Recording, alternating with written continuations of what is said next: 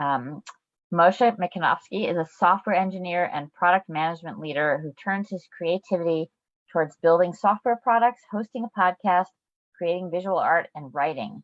Moshe participates in the National Novel Writing Month, NaNoWriMo, and in 2013, he began writing The Resurrector, which came out earlier this year. It's his debut novel. Moshe loves mentoring and coaching product managers and startup founders, helping them realize their entrepreneurial dreams. And we have a lot to talk about as a product person and a product marketing person, but we'll leave that aside. Moshe lives with his wife and his 3 daughters in Toronto. So Moshe, let me unmute yourself and I'm going to spotlight you. There we go. Thank you so much. Thank you, Julie, and really great to be here with everyone today and with Ariela and Maria. Really nice meeting you and hearing about your stories as well. So yeah, I'm from Israel, and these days I live in Toronto, as Julie mentioned. Writing wasn't really the first thing that I was thinking of when I grew up or anything. I always had I love stories, I love reading stories, etc. The Resurrector is my first story, and it just or first book that I published, and it took me quite a bit of time. In the introduction, Julie mentioned over there that I wrote it in NaNoWriMo 2013. And I only published it this January. So it's been like an 8 years journey. Most of that time, I was actually thinking it's not good enough, I'm not good enough, etc., etc. And but I still try to push on. One of the main reasons I tried to push on to actually publish it was to give my girls, I have 3 daughters, to give them this, I always want to be a role model to them. So that was one of these things. You have a dream, you do it, you don't give up, you push through, and you get to where you're trying to get. And that was really the only reason I tried to publish it. But then some people read it and they liked the book, and I really hope that other people will find it interesting as well. So as you can see behind me, I always like to do some creative stuff. This is some of the paintings that I used to paint in the past. These days I'm not painting so much. I switched to writing, mainly because it's actually way less expensive to write. When you paint, you have to buy all the materials. It's the paint is expensive. Everything is costing money, and then you have this bunch of paintings and you try to sell them, and trying to sell them was also very hard for me when I tried to do that. And you kept with a bunch of paintings, and now my entire house has my paintings because I did sell most of them. So in 2013, during the November 2013, my daughter, she was oldest daughter, she was in grade 9 back then, and she is very creative in writing. She has really this affinity to writing, and she can express herself. And she decided back then that she wants to participate in NaNoWriMo, the National Novel Writing Month. And I was like, what is that? And she explained it to me. So I'm like, you know what, let me do it with you, why not? So during that month, for 30 days, we sat down and we wrote 50,000 words novel. Now you can imagine how good it was. It was pretty bad. And that's the idea, to not to think about the editing, not to think about the quality, but to think about the story and come up with a story and write down the story. And we invited some of her friends that wanted to do it with her to these NaNoWriMo parties that we, for hours on Sundays, we were sitting together and writing and, munching some snacks and stuff like that. One day we went on the subway in Toronto with lots of people from Toronto that were participating in NaNoWriMo from Finch subway station, which is all the way in the north, and it's a big U if you know Toronto subway system.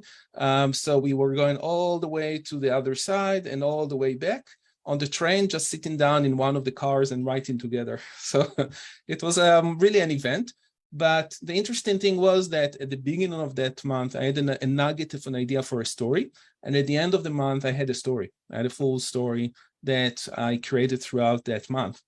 And then for several years, I edited it and changed it, and I got some better readers. I went to University of Toronto Continual Studies to learn about creative writing because I knew that I don't know anything about it. So I learned a lot about the story arc and different ways to write dialogue and monologues, etc. And eventually I was able to publish it with this hybrid publisher, New Degree Press, in January. So I'm very drawn to stories that have magical realism in them. So not like high fantasy with dragons and stuff like that, and not like dark stuff, but more like things that are in the realm of the reality, but has some magic in them that is unexplained or whatever it is. And the nugget of the idea that I had back then was, what if it actually came from the daily tefillah, from Mechaya Mitim. The Hebrew word, the Hebrew name for the book, it's much better. Mechaya Mitim, I think it's a much better name than the Resurrector, but I couldn't call it Mechaya Mitim in English because no one will understand what it means or pronounce it. So the closest thing was to call it the Resurrector. But the idea was, in the tefillah or in the Jewish belief, Mechaya Mitim is in the future when the Messiah is going to come. There is going to be this resurrection of all the dead, etc. And I was thinking, what if we don't wait until then? And what if there is an opportunity for someone to be able to bring someone from the dead to his family? So I placed the story in a Shiva house, where there is a Shiva house for someone that passed away. And this stranger is coming to the Shiva house, and he's basically giving someone and the family over there the opportunity to see their loved ones again. And that was the nugget of that idea. So I started looking into my background, and they tell you to write what you know. So I put it in. I grew up in Bnei Brak, in a modern Orthodox family, and I envisioned in my head like the Shiva house when my dad was sitting Shiva for my grandmother, and that's what I wrote. But the family is the story is completely fiction. It's just that I was able to draw from my experience, the looks of the city, the smells of the house, the different things like that to put into the story. And the story is talking about a family that the mother passed away a few years ago, and now one of the sons passed away suddenly. And the remaining father and the brother and the sister are sitting Shiva on that son. And then the stranger comes to the Shiva house. And if you have ever been to an Orthodox Shiva house, especially in Bnei Brak, many of the times you don't know even who is coming to the house. It's not people that you even know. It's a lot of people that just need a place for a minyan. So they will come for mincha, they come for mariv, and they will just do a mitzvah of nichum avelim, and that stranger just coming with like other strangers, and he touches the father, and all of a sudden something happens over there, and the father starts having these visions of his dead son. The father's name is Chaim. The son's name that died is Nir, and there is a lot of symbolism in the story, and the story is going through these two narratives. One narrative is like in this world where the Shiva happens, and everyone and they start to have some rumors because the father started talking about seeing his dead son. So they have some rumors and about who is this resurrector, who is this stranger, and then there is all of these interesting characters are coming into the Shiva, and they say that there is this phenomenon of Mechaya Mitim that happened before, and they're trying to find out who is that person. And then there is the remaining brother, his name is Ram. He is what is called in Israel Chozer B'She'ela or Tadlash. So he used to be he grew up in religious, but now he's not religious anymore. He's in the army, and he is a very much like realistic, and he doesn't believe in anything they're saying. Where the father is going through these motions of really believing in what's going on. So this is one narrative, and then the other narrative, the parallel narrative, is the father going through this dreamscape where he is led by his son, by his dead son, Nir, and Nir is really trying to show that they had a conflict between them. The father, they had some problems between them that were unsolved, and through the story there is that how do these problems are being solved. So, and then there is the end that I don't want to share what the end is, because there is some if I will share it, it will be a big spoiler.